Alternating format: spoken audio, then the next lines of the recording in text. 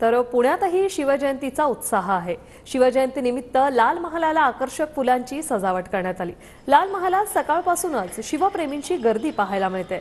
तर शिवरायांच्या मिरवणुकीची आता तयारी सुरू आहे। आज मिरवणूक जी आहे ती निघणार आहे। थोड्याच वेळात या मिरवणुकीला सुरुवात होईल आणि याचा आढावा घेतलाय आमच्या प्रतिनिधींनी। पाहूया।